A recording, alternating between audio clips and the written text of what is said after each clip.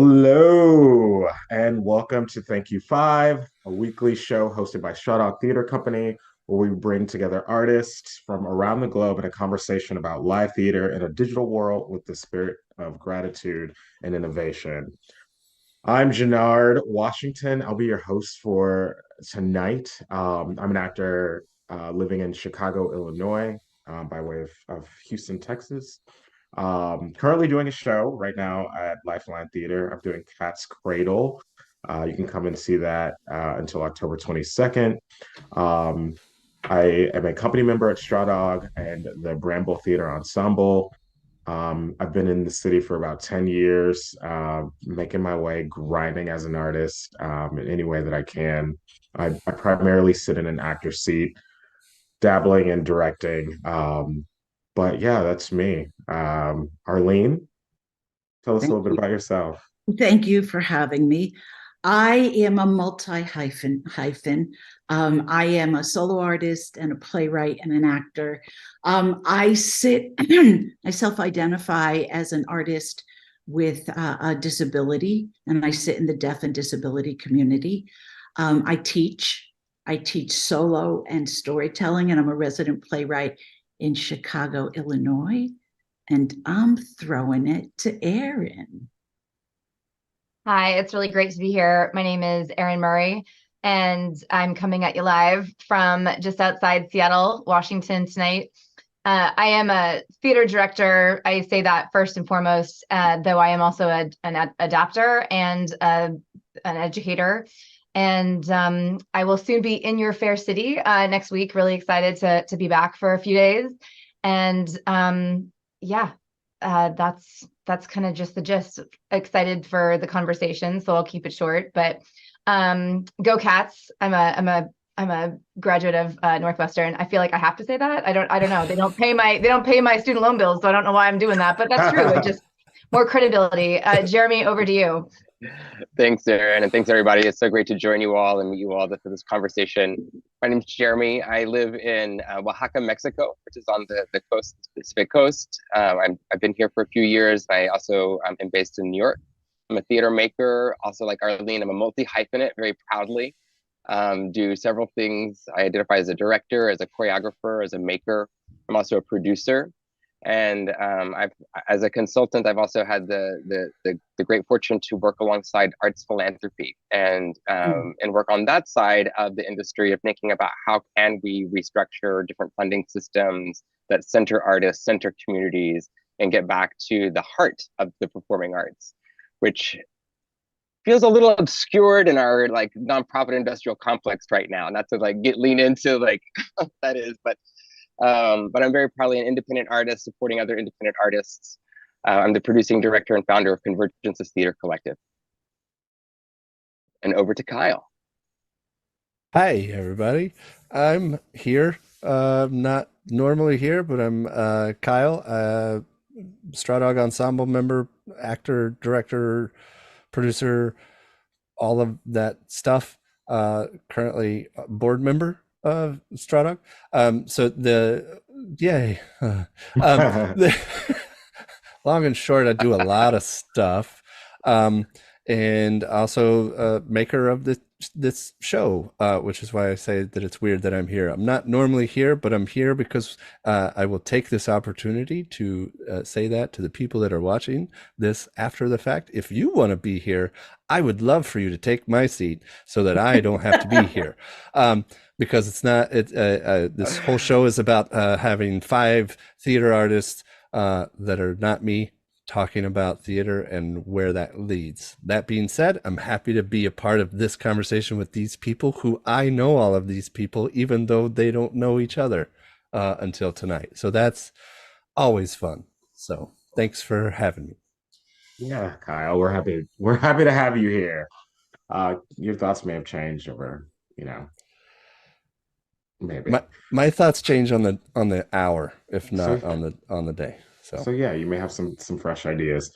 So I'm going to start off with the question that we typically ask everybody, which is, what is theater? And obviously, well, you just answer that in a way that it speaks to you. It doesn't have to be like a Merriam-Webster definition. Uh, and I'll start off. My thoughts today come from James Baldwin. He had a lecture, "The Artist Struggle for Integrity," and obviously we all know that he's a writer. But I find it true uh,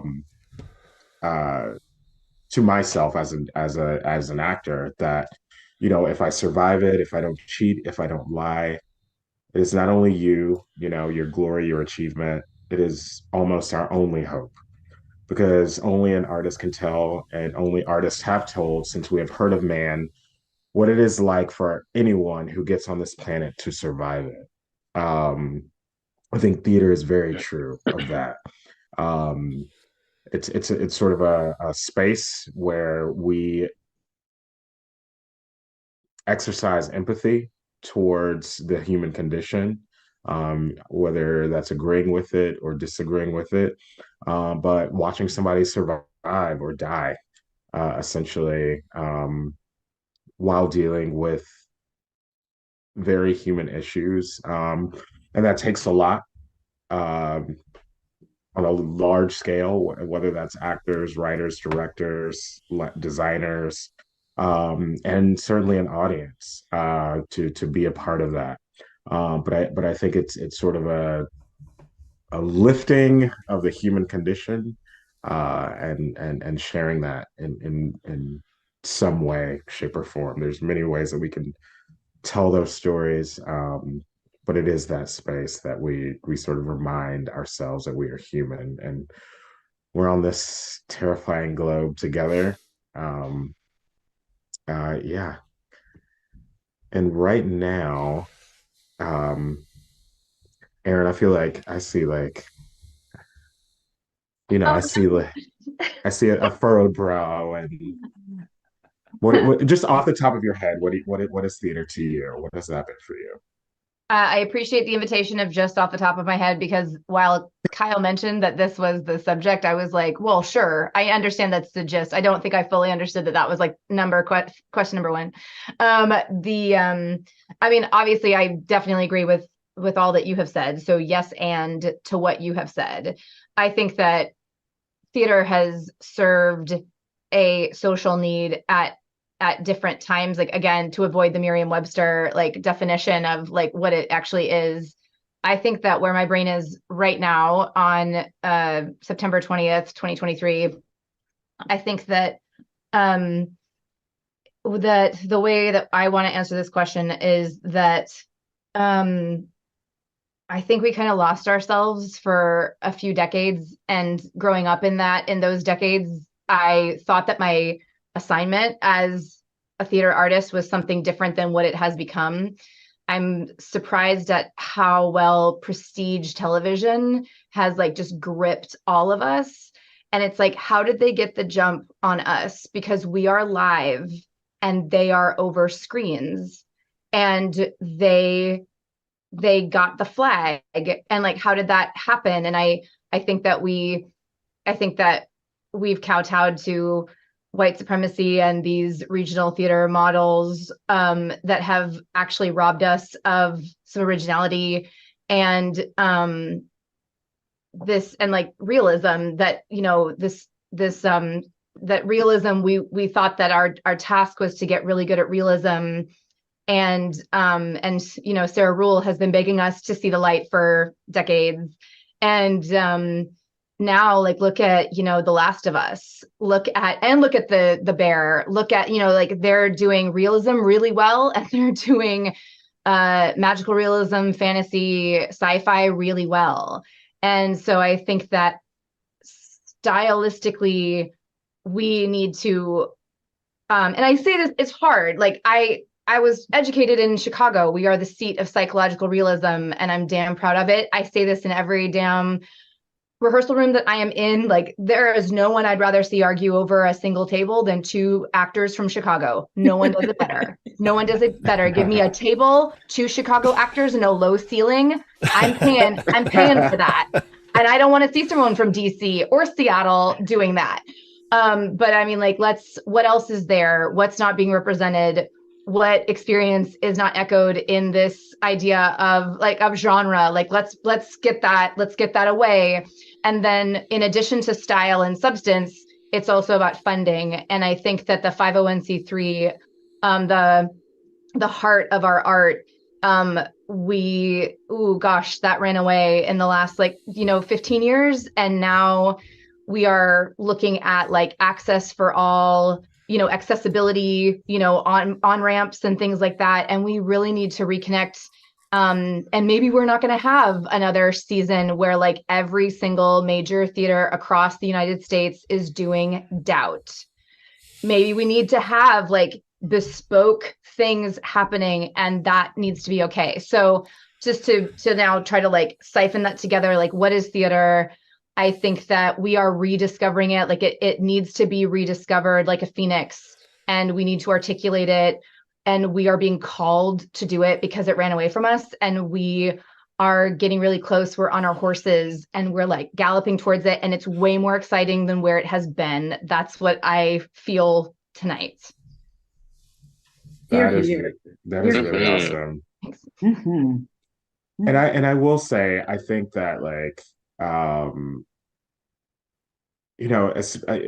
don't want to push blame on the pandemic, because theater has been worldwide has been figuring some shit out. But I definitely think the theater is, groups of people, and then there's a lot of self-discovery and finding ourselves in new places in theater or in life. And I think that also probably is a reflection of why theater is kind of like, who am I? What am I doing? Where am I? How do I put my feet back on the ground and move with this new information? But yeah, the competition is still there, like you said, with these wonderful TV shows that are like, well, we'll get it. But I mean, like right now, they're not doing so well with the strike and everything. But sorry, that was wonderful, Erin. No, thank you. Jerry? I'm going to hop in. Oh, great. I'm going to hop in as a purist. And my primary genre is solo writing and performing. And so I believe that solo started with prelingual humans. They were before language, and people told the story of the hunt around the campfire as they were eating the crocodile that they caught. I believe it's the woman who talked about birthing a really unusually big-headed child. And so from that, it grew to tell stories upon stories. But when we get down to the basics, it's about people experiencing something together. And I love the concept of theater where people sit in a room and they get this neural coupling happening and everybody's brain waves goes together. But because of the pandemic and the nature of my solo work and the nature of where I sit in the world, I think that we have started to change the way we look at what a theater is. I have people in my solo classes who say, I have determined that using the internet as a way of communicating with people in a theatrical manner, that's happening more and more.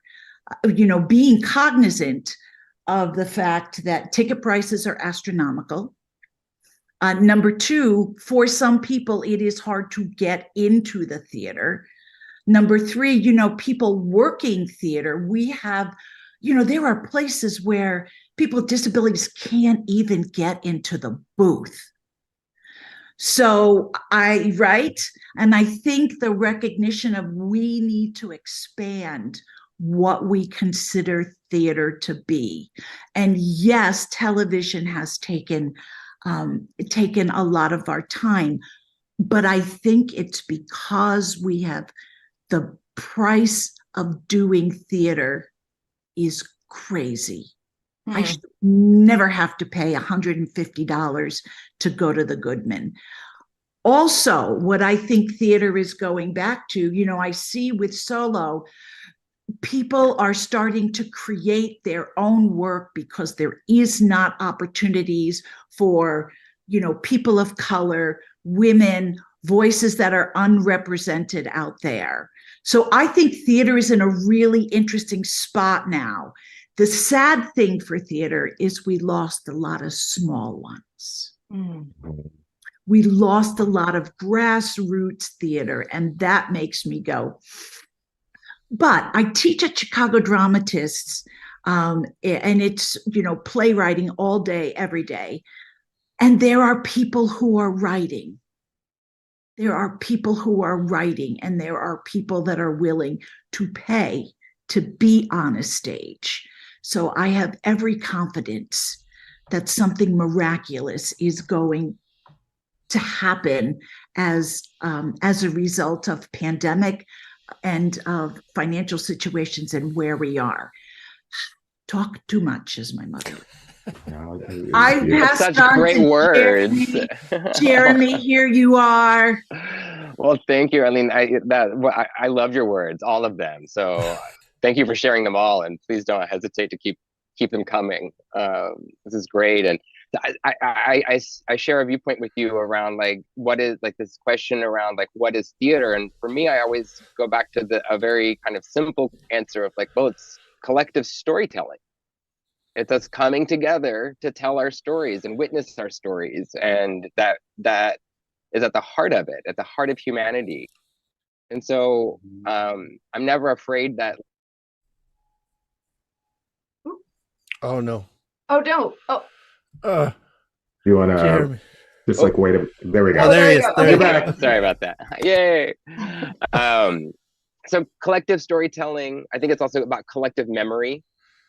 And more importantly for me as a maker, I think it's about collective imagining and imagining a future. And that's where I think we're finally at as a field, which is the other part of kind of what is theater, maybe what is American theater right now as a field, which is for me a very different question than what is theater. Yeah. And we are in American theater in this moment of extreme transformation. Thank all of the gods, because we talk about long overdue. We've been working in 19th century models. Yeah. And we're in the 21st century. I mean, from how we even think about hierarchy in the theater to what gets on stage, all the gatekeeping that is built around the time and place where those customs were even built. We've adopted so many things over the years that actually aren't ours, that aren't theater. And this is this really exciting moment, and to see really what's working. That's where I'm really what I'm intrigued, who's doing the good work that's working. I'm reading the notices of who's closing, and and in some ways that's sad, but I'm actually way more interested in reading which companies that were maybe founded with the DNA of community and that aren't trying to make this big pivot right now, that are in these practices of authentic representation of real intersectional storytelling, which is what is good drama. The theater is a place for us to disagree. If we don't disagree, it's not a play. Why are we here? There's no drama. And speaking of play, that's the other thing. They're called plays. They should be fun and joyful. It's a joyful expression. So that's where I am with what is theater today. Want to end on some joy. I need a little bit more of that right now. Jeremy, remind me again, are you based now in Oaxaca, or are you great. That's awesome. I am mostly here, yeah.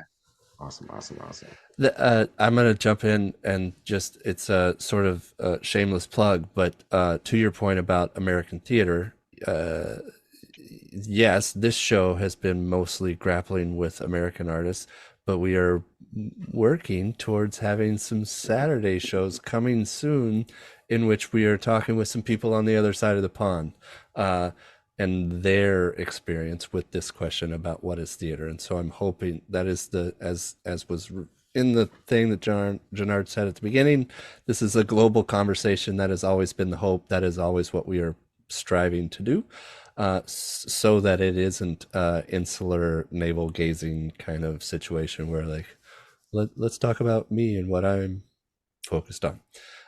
It's an outward facing conversation. That being said, I will say that as Jannard mentioned earlier, like my thoughts are always changing. They're always, and these conversations are why they're always changing, because I learn something new from each person that comes at it from their perspective and what they have to offer. And I was messaging someone earlier today, trying to get them to be on the panel.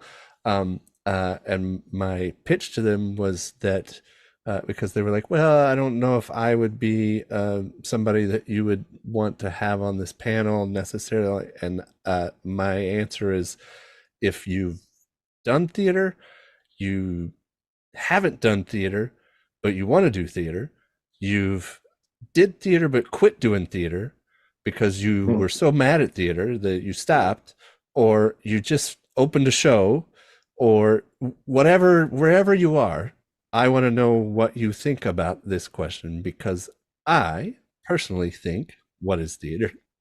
Theater is asking the question and attempting to find the answer. That I think is what is theater, because there is no answer, but if you don't ask, you're definitely not going to find it. But if you don't try to find it, you're not going to find it. So it's all about you got to start somewhere. You got to start with some sort of, and to, I will say this, I super snaps to what you said, Jeremy. It's the coming together. It's, so if you and I get in a room and we're trying to figure out a thing of how to tell a story, that's the theater. That is theater, is figuring that out together of how we're telling this story. And whether it's, well, here's my take on the story, that's the story. But then now you and I are in this same boat. How are we going to tell this other person that story? And then you're going to tell, like, so that's how I think of theater. And now I'll stop. or I will say, I will take responses from there. Jannard. Yeah, I mean, I liked what everyone had to say. I had like a random, like, smaller question, and this isn't to like spark a fight or anything, but Arlene, as a solo artist, I feel like a lot of what I see digitally these days, and this kind of has to do with like theater versus television. There's a lot of solo work, or what I would deem, maybe you disagree, of solo work on things like TikTok and Instagram. I don't know if you find yourself on social media. I wonder how you feel that either informs your work as a theater artist, um, uh, uh, or disturbs it. I'm only asking that because that's pretty specific. I think as I myself try to figure out what, like, where theater is going, I still think that it is very niche, and non-theater makers see it as like, I'm going to go back to work and tell all my friends that I went to the theater. It's sort of this outside of life thing, and it's really big, as opposed to I can go home and sit down and turn on Netflix or what have you, or I can Zoom and watch these solo performances before bed or what have you. Sorry, I got out, and I was just wondering how you felt about people who do produce solo work, on social media, and what that does to your art. I love what's happening on social media. I love that there are storytellers who are telling stories in 3-minute bites. That just opens up a kind of a community between artist and audience. I also, Kyle, you said something, which is engaging in the conversation with someone. I love the fact that, people are getting feedback on the stories that they are communicating online. I think that makes people more involved in figuring out what's important to their lives. I believe that everyone, if I can tell you I'm drinking water and I really like it, and you measure me if you like a red straw. But all of those things are creating interest in people hearing and bearing witness to story. Amen. I find, and it can be done by anyone. And I see a lot of theater artists and a lot of dancers and singers and people who would never find a platform. They are finding their platform and they are creating it. Nothing makes me happier than the person who was playing drums. They're 8 and they're in their basement. That's theater, man. Yeah. A lovely response. And yeah, you're right. Sorry. No, I was just gonna say that's yes, the thing that is awesome with that is because, and I'll say that Arlene and I had a conversation last week that I am not worried about theater. Theater will be theater. There will always be theater. The thing that is true is it won't be the theater that we grew up with, right? That we know, that we are institutionalized by, like both Erin and Jeremy mentioned. Like we had a thing in our mind that this is theater, but guess what? Like there will be more theater and it will be different and it won't look anything like what we thought it looked like, and that's okay. Yeah. I love that it's coming in some. Oh, go ahead. Oh no, well, I was just to hop on what Arlene was saying about. I really like. I had a very immediate response to what John Art and Arlene were talking about, and I was like, well, and I had a thought, and then Arlene, I really love what you just said about how whatever gets people like listening to each other, and like that just silenced my inner critic and all that kind of stuff, all that jazz. And so thank you very much. I'm going to write that down. I've been writing down a lot of our stuff that we've already said. But I really love that you said that, because I'm a big podcast nerd. I love podcasts. I listen to a lot of podcasts. I'm a white girl, so I listen to a lot of murder podcasts.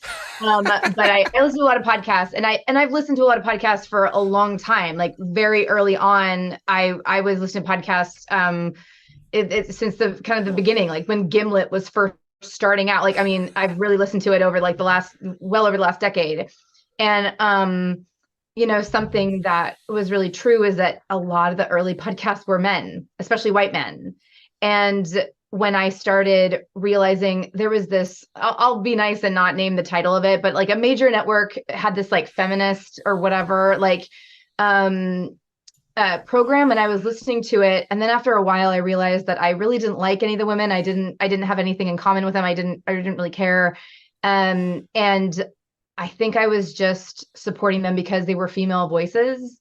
And so then I decided, well, I should probably just find another podcast that I actually like. And, but I think I realized that there's something powerful just listening especially at that time, just listening to female voices.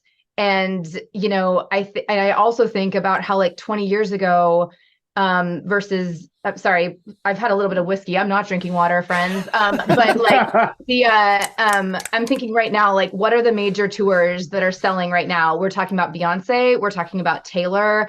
Everyone was talking about Olivia Rodrigo's new album that just dropped, Guts. And, it was 20 years ago that, it was all men. It was all men like at the top of the charts. And there's been this sea change. And I think that it happened slowly. And then all of a sudden, like Carrie Underwood was kind of a standout of just like, oh, a female voice in country. And now there's tons of major female voices, and we need to start like breaking down those gender barriers. I'm very aware of that. And like just start like thinking outside of our own boxes. But it starts by listening. And it starts by finding a jam or an earworm or a story. And like, I never thought about how TikTok could be a gateway drug to theater.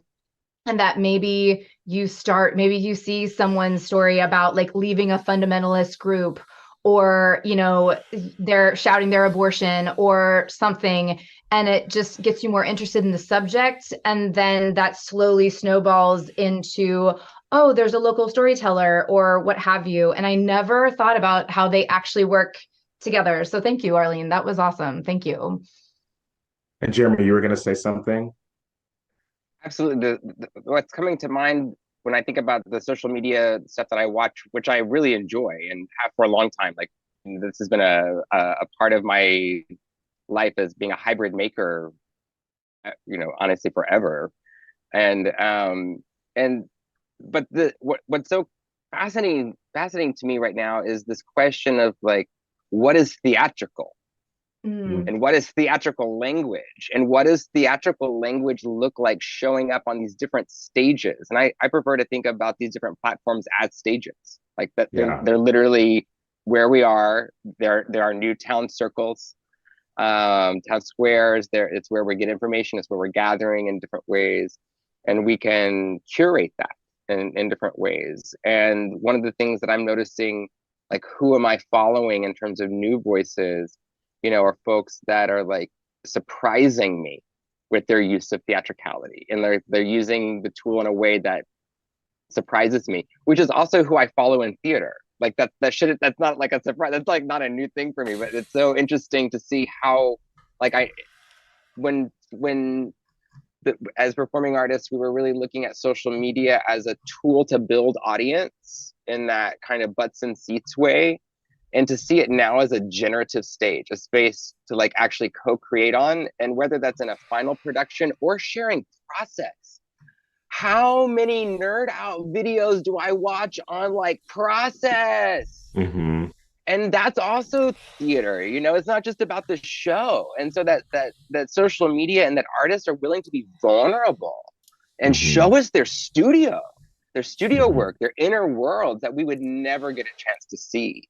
Yeah. And so I just find it inspiring. I don't always love it, but I also don't always love a lot of theater that I see. So that's also not good, you know, but I'm curious about it. And that's something that, you know, I'm super fascinated by it.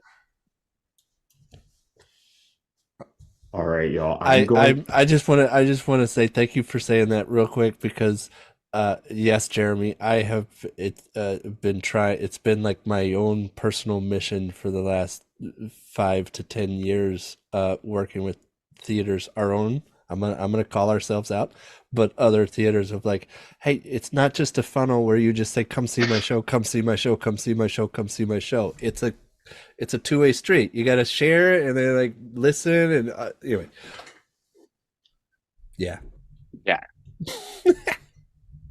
It's great to see folks really embracing that, you know, that it can be a form. It can be Facebook can be a form for theater if we use it in that way. It's not built for that, right? But in capable hands, it can be. And it is. It's giving people accessibility. The ones who didn't go to college to become an actor, but who are, and who are storytellers. It's giving people a platform. Absolutely. And you mentioned it's a tool. It's a tool for theater.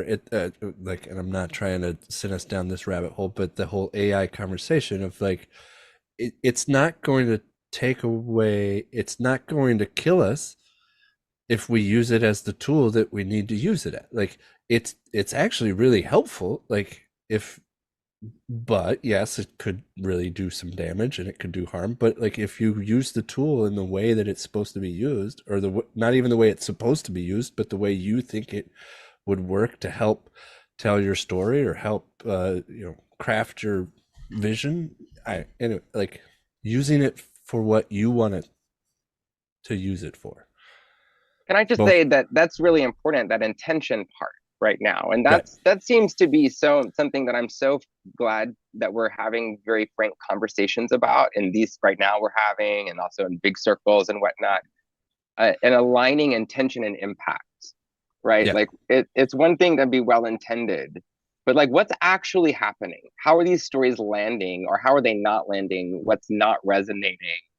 And as artists, we're constantly seeking that feedback loop, and it feels like in some ways like the field or the trappings of it is finally catching up with that. It's starting to like, oh, it's not just as you were saying, the one direction communication, that we actually have to be listening, just like we do as actors, as artists all the time. And that's what I was going to say to what Arlene said about the social media and TikTok is the difference is the audience feedback, and like being able for like people to comment and be like, hey, I liked that, or I have a question about the thing that you did. And now there's like all the TikToks or reels I see are like people making videos answering questions because people are asking them questions. I'm like, this is awesome. Like, this is what we as theater people have been saying. Like, our audience, we need to be able to connect to our audience and know that what does our audience want, and how do we respond to them and bring them into the, but there's still this wall and separation that anyway, that I just think that's a fascinating part of this conversation.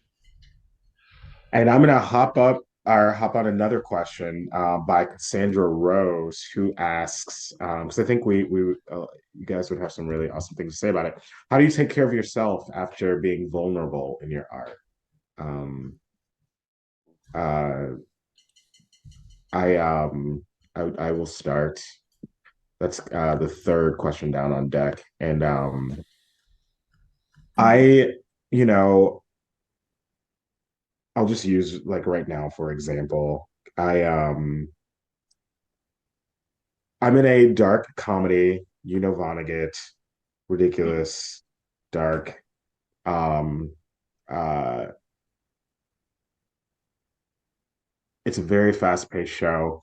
Typically, what I have to do is, after a long weekend of doing these shows, remind myself, that I'm also just a human. I have a partner. I have a body that I need to take care of. There are shows that I like.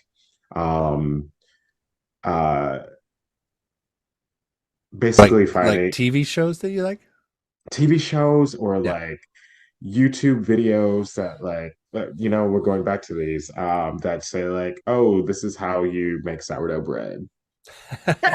And then I'll decide, when next week I'll do it.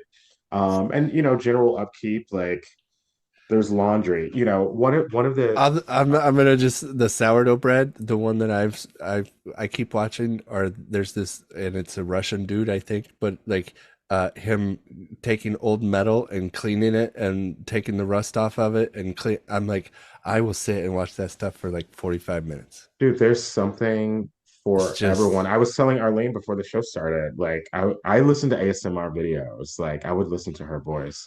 There's there's also another thing that maybe this question is Cassandra's asking in this question. So one of the things about doing theater is I think in a lot of cities, certainly in America, you still have to keep your day job. And typically, taking on a show uh, means that there's going to be sort of a financial cut on your part in some area. Um, so I think also, making sure because financial stress is huge because that's just the way capitalism is like makes it out to be. Just just finding joy in my work, in my life, is important because what I'm doing on stage is very important, I think, to share. Um, uh, Even though I don't have the Taylor Swift or Beyonce money, um, to be doing my art, or while I'm doing my art, I think that continuously finding joy and not being that artist that like escapes, whether that's like substance abuse or whatever sort of addictions, finding joy in the life that I do have. Erin, it looks like you had something to say about it as well, or an answer to that question as well. Yeah. So I directed a show in, I think it was 2018. I can't remember, but it was a fantastic show. It was a workshop production of Daniel Mollman's Dust, which is a story about a school shooting. And I was working on it with a group of high school students, and the Stoneman Douglas shooting had recently occurred. Like, we had already programmed it, and then then the Stoneman Douglas shooting happened. And that was a real, I'm really thankful to those group of teens that I was working with, that thankfully I'd had a history with them and with the company, so that, because I learned a lot with that one about like, what is a healthy room and what do I need to do, and it's because I had to learn because I wasn't doing it. Like, I had to figure it out. Like, what do these young people need? What do I need? While we are creating this piece that I know that we all really enjoy and believe. Enjoy is a strange word, but like, we really believed in it as a story about school shooting and queerness and misogyny that is often at the heart of school shootings. And not the queerness part, the misogyny part. But I really want to be clear. Really want to be clear about that.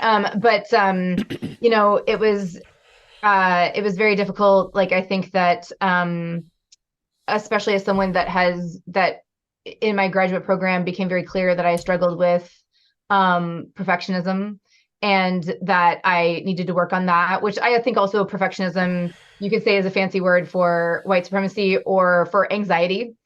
And so I have been confronting my anxiety a lot this year, specifically, and realizing, like, this is a story. It's not going to solve all school shootings, but it is like, what can I do that is positive with this group of people in this room right now, and how can I set them up for success for the next room? And being able to talk about things and being able to know what my goal is as a director for a certain day, and willing to put that to the side, because an actor, in this case, it was a young person, like a person under 18, but even adults, you need to be able to go, we're going to put this aside, or we'll get there. We'll get there when we get there, but let's have the conversations that we need to have. Keep a clean container. By that, I mean, the container is your rehearsal room. And so what do we need to maintain this? And if it means talking about something that got out of hand the next day, let's do that. And how can we keep this container a really high functioning one that's full of respect? So that's kind of I hope that was helpful. I'm just very aware of the crisis of this question, and I'm curious if this person is going through something that they need, and I really hope that they have something in place. But if I may, outside of being a director and just being an artist, not like just for my personal self, when I've done something vulnerable or what have you, like in a rehearsal room, definitely touch grass, go for a walk. Again, you're just one person, and this is a part of a larger process. Be upfront with yourself if there are you answering all the questions that are being asked of you in a fair way? Like, because if you're limiting yourself, or you're like, well, that doesn't need to happen, or like, well, we don't need to talk about that. Can you answer all the questions that are being asked of you that are reasonable? But there was something else I was going to say when John Ard was saying all of his lovely things. But, this is something that I realize that is helpful for me the day after, like when I close a show. I clean my bathroom, or I clean my kitchen. I do something very tactile that is immediately benefiting me, because we do so much for other people. And so, like, just clean your kitchen, like make your bed. That is really important. Take care of you in the most basic sense. And then like worst comes to worst, just get a new toothbrush because you probably need a new one. I'm serious. Like we should be apparently like changing them every 3 months. Get a new toothbrush. Like, yeah, that's my 2 cents. And I mean that wholeheartedly. And I really hope that I really hope you're doing well in Santa Monica. Erin, I really liked what you said about because this is something that I also realize as an actor, I always feel like I have too many questions, I have too many blah blah blah blah blah blah. But part of taking care of yourself is throwing out the voice in your head that says, don't ask that question, you're going to interrupt the space, or don't say this because nobody else in the room cares about that but you. But as an artist who is hopefully in a room that wants you to be as open and as free flowing as possible, if that is a question that is repeated in my head, I need to get that addressed, whether that's helpful or not. You know what I mean? A director or somebody in the room can say, we can put that aside, or that is something that is very helpful for the room. But being fearless in taking care of myself in that respect, I think is good not only for myself as an artist, but as a human being.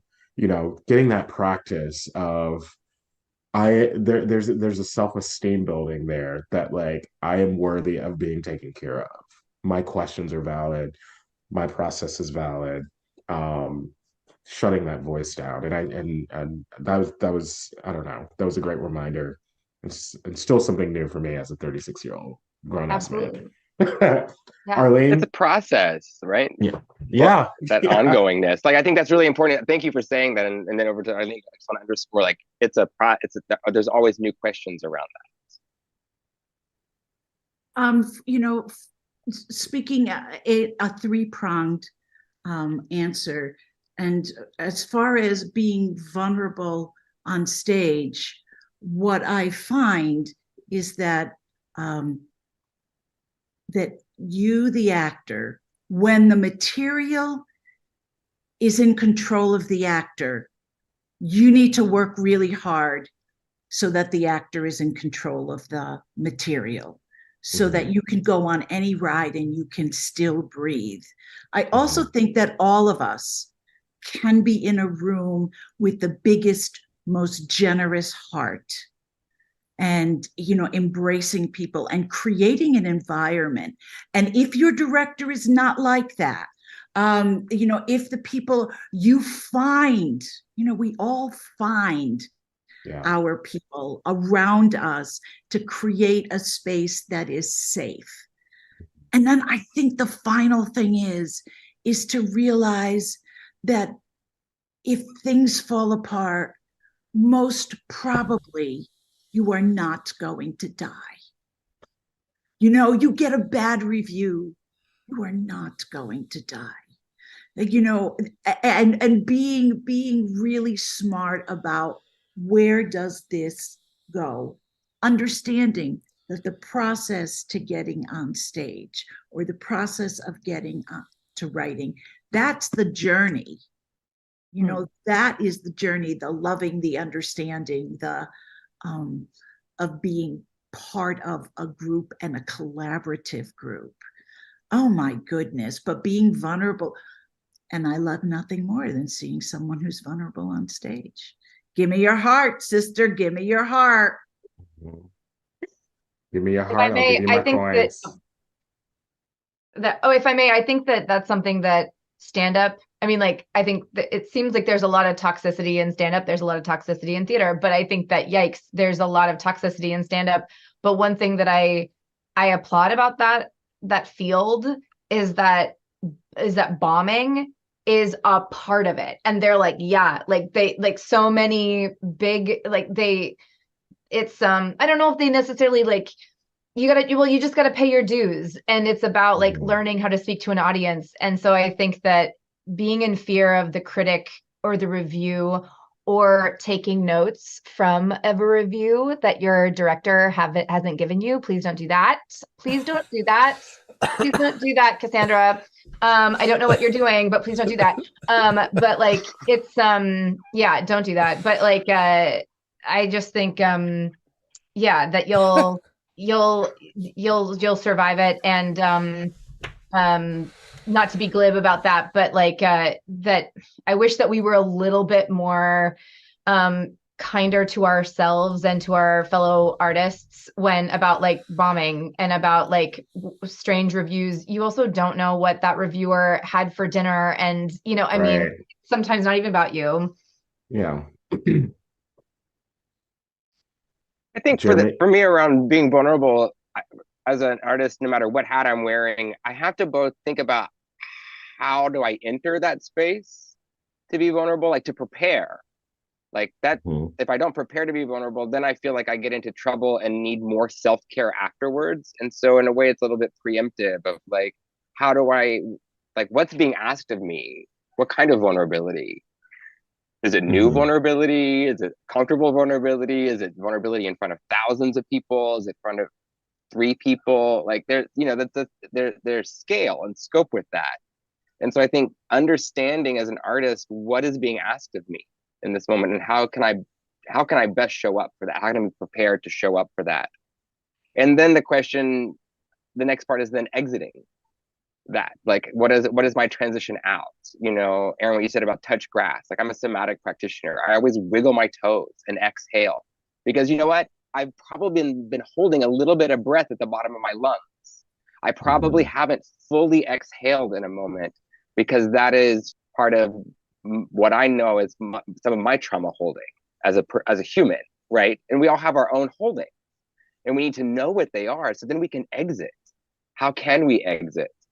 And then finding what works for you in community and is really important.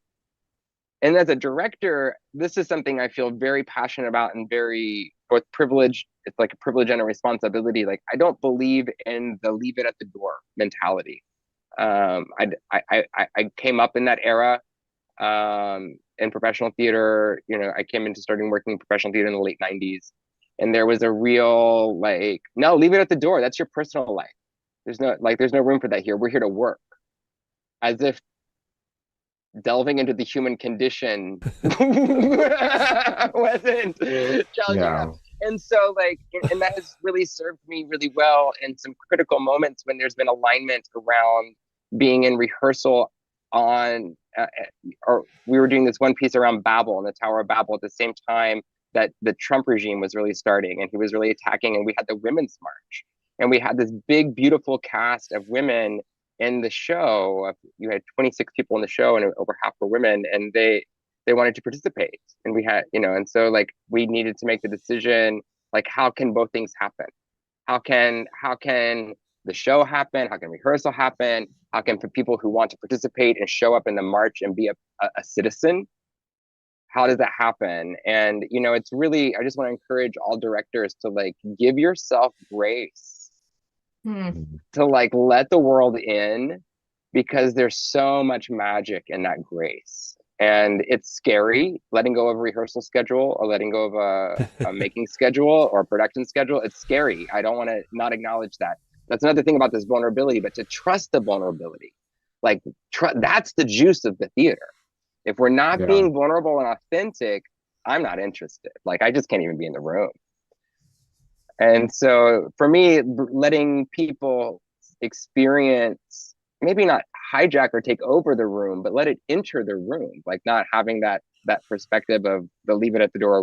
We're now jumping into this fictional world that's totally different.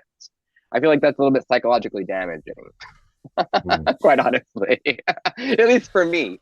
And we all have different there's so many right ways to do a thing. That was not a way of being a performer that worked for me.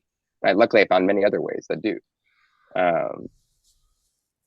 So I think, these things around vulnerability, it's the core of our job. We're always being asked to be vulnerable. And so how can we do that in a way that allows us to thrive, not just get through it? For me, it brings up this question of you hear people talk about work-life balance, and the idea of how do you find work-life balance? How do you find work-life balance? And to think that theater is somehow free of that idea, because we're all very in tune with our emotions, and we're all very empathetic, and we're all very in tune with our, like, no, we always have to check in and make sure that we have our own version of work-life balance, and like, how do we live and still do the quote-unquote work, but yes, it's playtime, and like it all of that, like, it's all part of the conversation of like, how do we make it where it's not this separate special thing that is vaulted, and it's theater and it's magic and it's only reserved for a few people. Like, no, like, it is just as much the human condition as and forgive the metaphor, as an accountant who goes to punch numbers, like, that is also the human condition. Like, that is their way of living this thing on this rock. So how do you specifically do? Oh, sorry, Arlene. I want to say one last thing, and that is absolutely celebrate and pat yourself on the back for having the courage to be vulnerable in a world that is trying to make things so sanitized. That is such courage. That is growth. That is like, you lick your paw and you clean your ears and you go like, yeah, mama is fantastic for that ability.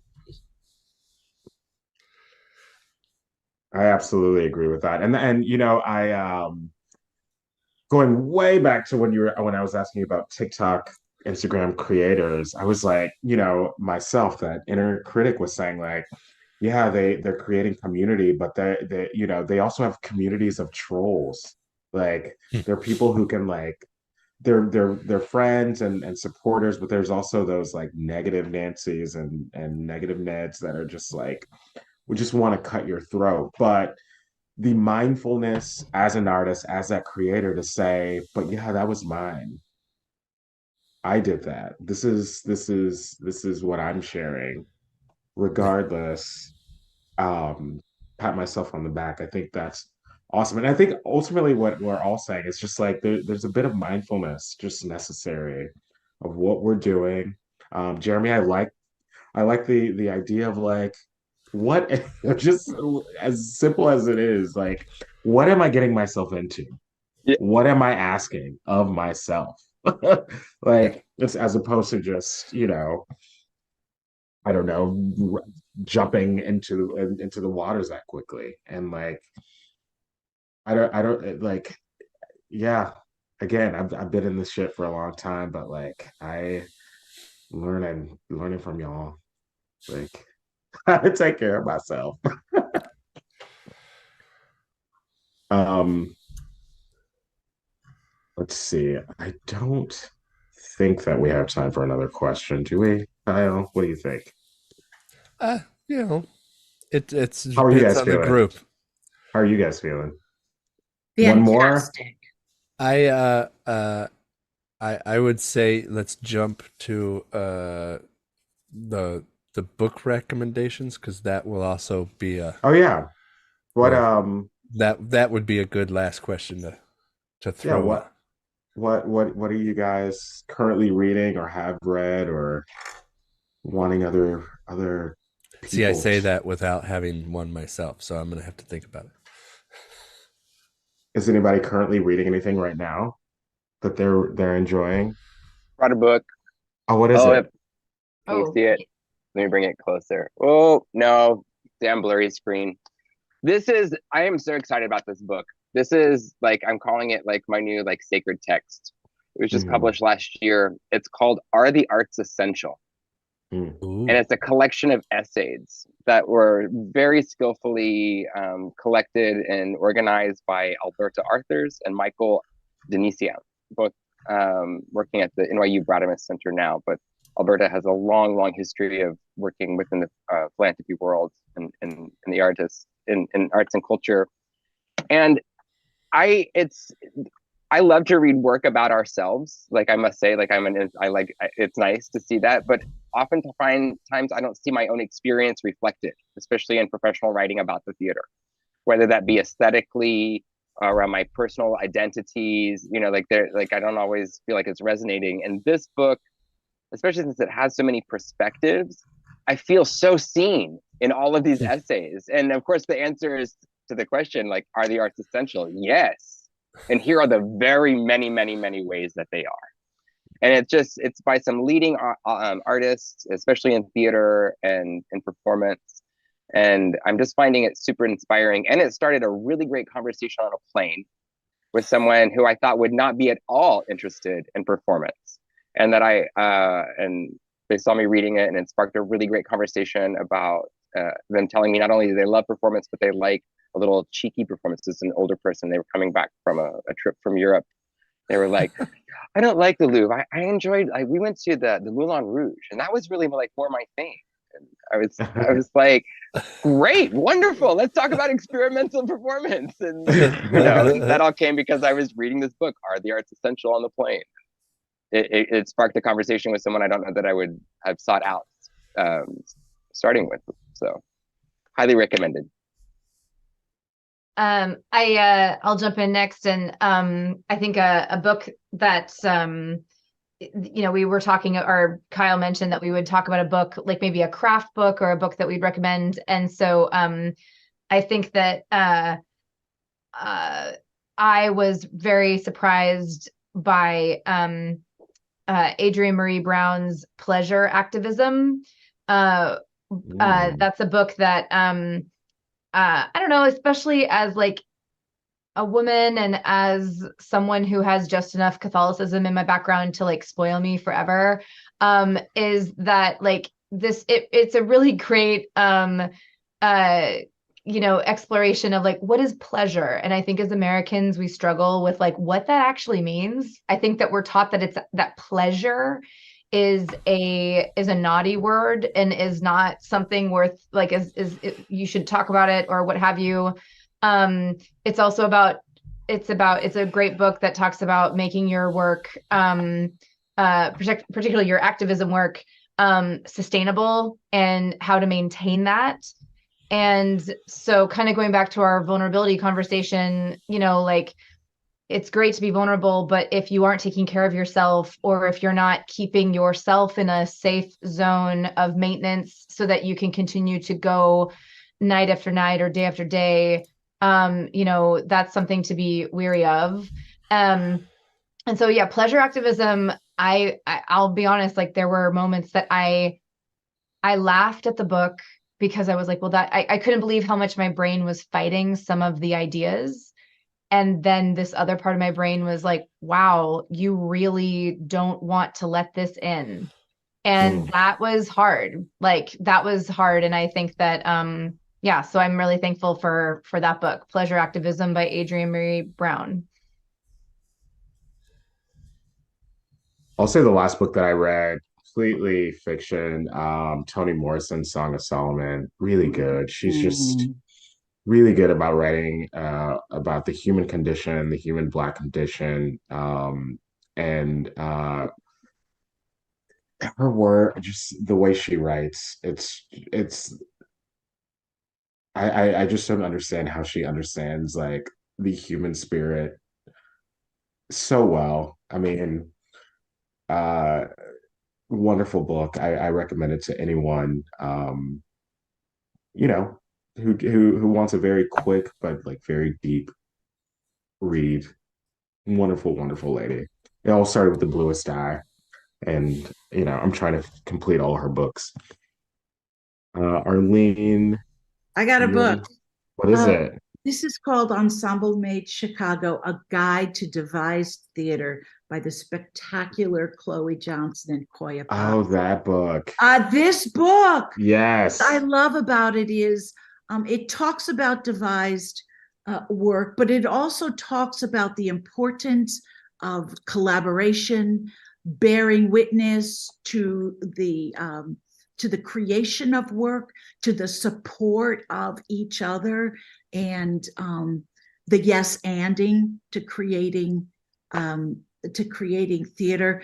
I think a lot of time. Oh, and then the second thing I have to recommend is there are solo performances and fringe festivals that are all self-produced. People who are standing in their own power and saying, I believe in art and I am going to do it in a way, even if a theater is not going to produce me. So my recommendation is support your brothers and sisters and in this endeavor. So devised and go see your brethren. You have a rec, Kyle? I don't have, so here's my sort of cheat. Okay. I don't have one that this is a book my wife sent me that I'm going to read next. And I asked her, she said, she just sent me the link earlier, it was like yesterday or something. And I was like, do you want me to read this? And she said, I just think it fits with how you talk. And I think it's germane to this conversation as well. The title, because she just read the title and was like, this sounds like you. The title is After the Ivory Tower Falls, How College Broke the American Dream and Blew Up Our Politics and How to Fix It. So that's like, I was like, well, okay. I could see where this maybe is something I should sink my teeth into. And I think it's also like, I'm sure I will report back, but I'm sure it will also speak to what we spoke about earlier of like, we learned a thing because we were taught a thing, and how like possibly that thing that we were learned, maybe there's some ways it needs to get fixed. Just throwing that out there. Like, so that's I will see how it ends up. Well, I just want to say thank you, Erin, Jeremy, and Arlene, for your wonderful, beautiful words as artists and theater makers tonight, for being on here and answering questions from other people. Kyle, thank you for being on it and producing the show. Office Hours Global, Edwin Ruiz, and Mondo Machine. Thank You Five is produced by made possible by Straw Dog. Ensemble members, we're a free theater model where our productions are available to anyone and everyone. We do this by the generous donations from people like yourself and around the community. If you want to donate, you can figure that out by donating or becoming a Straw Dog member, and continuously supporting our work. We can't do it without you, as any theater maker will tell you. We need y'all. We'll see you next week. Can I please say something? Can I please say something? Like, I thought we were also going to share a play that we had recently read. Was it book or play? Sure, go for it. Oh yeah, go for it. I thought we were doing books, and I thought we were doing plays. Did I misunderstand the assignment? You can share whatever. I really want to shout out something because I have no idea how many people are on this thing, but and like Arlene and Jeremy and Kyle and John, please, like, I don't want to just like take the spotlight for myself, but I really put a lot of thought into this, and I haven't been reading a lot of work because I've been like making some work, and I've like taken on a new, like, you know, a different kind of role in my career right now, that I really enjoyed. I've just said yes to a job last November as the director of programs for a family theater out west, and so I'm reading a lot of shows for youth, and I'm going to be honest, there's a lot of really shit shows out there that that they perpetuate dangerous tropes, and there's just not a lot of great children's work out there that's not from like Eurocentric fairy tales and what have you. And I was really excited. I recently read, and we produced as part of our summer like teen program, a work called Anne of Green Gables Murders Everyone by a playwright named Randy Wyatt. It was honestly funny. It was really funny and had a ton of parts. And then I also want to give a shout out to Kristen Idashuk of Chicago. She has a wonderful script called Wildfire and the Bird Scouts. It's hilarious. I love it. I really want to direct it myself. And I have no idea who's listening right now, but if you're a playwright and you're looking at the current like state of American theater and like things are, I mean, we're seeing a lot. I mean, like Oregon Shakes just announced their season and they're doing a ton of one-person shows. Not that there's anything wrong with that, but like, you're like, oh, you're a playwright. Where does my work go? Please think about writing quality youth shows. It's a great place to have big ensembles and like outrageous characters. And I'm looking for it. If you have a great TYA script, I really want to know about it. Please find me online, emurrayc@gmail.com. I'm serious, y'all. Like, but TYA is definitely like a place that needs some attention and is ripe for revolution. And I'm telling you, that's where the practitioners are going right now.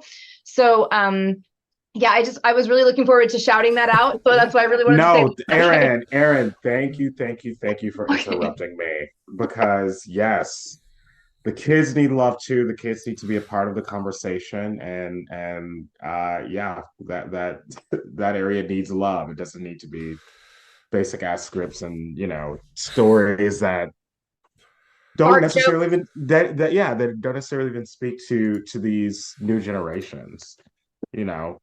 Gen Zers alone are typically scoff at like anything older than them. So like, yeah, speak to these people. But yeah, we'll see you next week with more theater artists. Please submit your questions if you want to join, or if you Arlene, Jeremy, or Erin want to come back or have friends that you want to be a part of this show, or you listeners, visit strawdog.org thank you 5 page, and tell us about it. But we'll have them on next week or some other week. Thank you again for watching. Have a good night. Keep creating.